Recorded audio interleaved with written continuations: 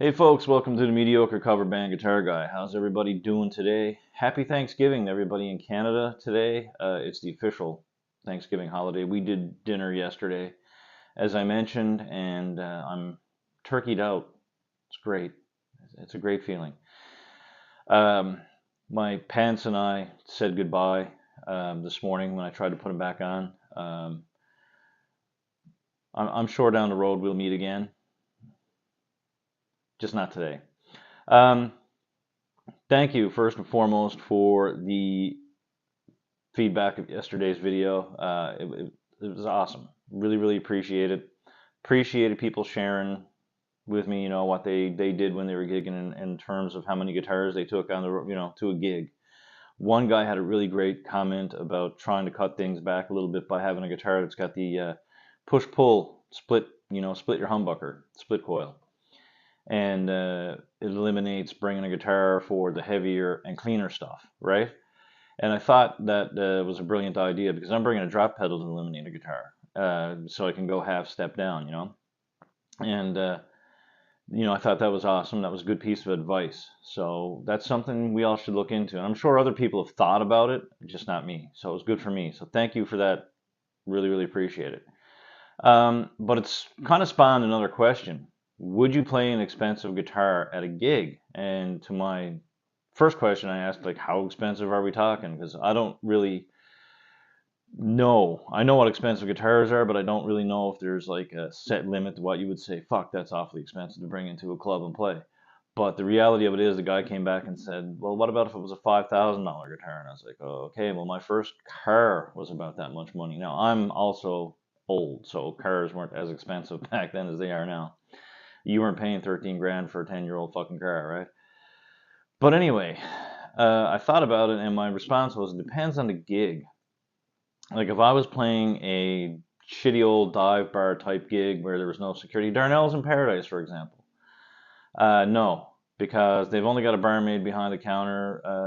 So somebody falls into the stage, you're gonna lose the guitar, and it can happen because there's nobody there to determine if a person's intoxicated enough to cut them off and like exit them from the venue. So no, I would never bring an expensive guitar over there for any reason. If I was doing a wedding, maybe the same process. People get really drunk at those, and you're not always on a stage. Sometimes you're tucked away in a corner, and the only thing that's in front of you is your monitor. People can trip up and whatever. And then you also got that guy who thinks he knows how to play a guitar, likes to lip sync playing a guitar while you're on your break, and because I've seen it, goes and grabs your gear and gets up there and pretends he's playing and getting laughs out of his family.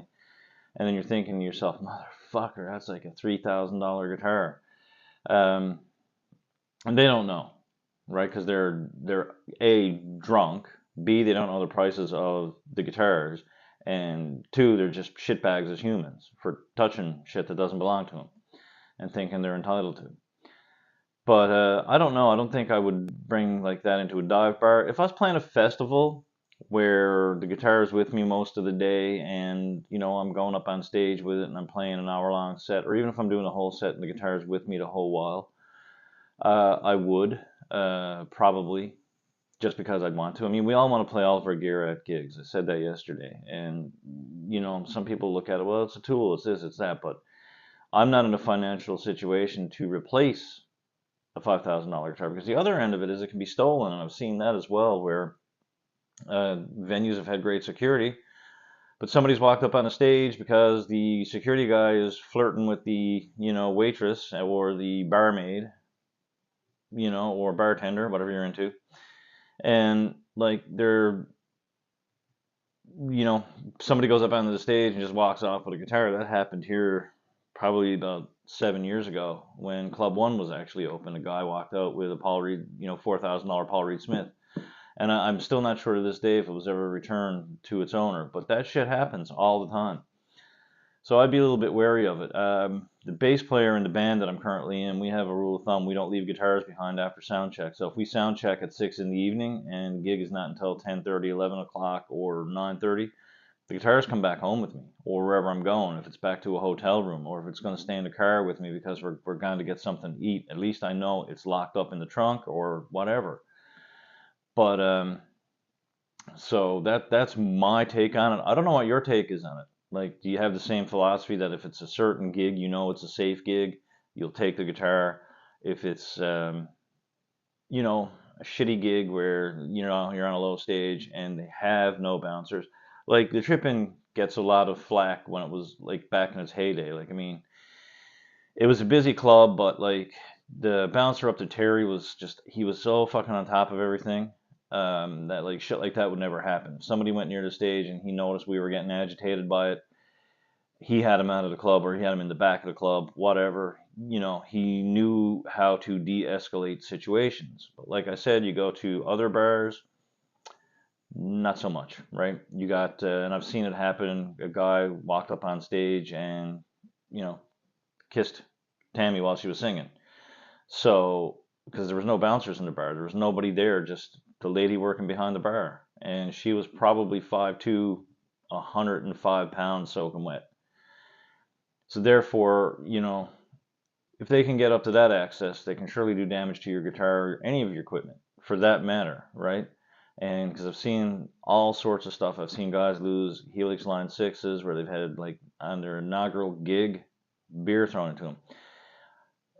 I've seen guitars knocked over and have the nut break, pickups broken because mic stands have come in through them.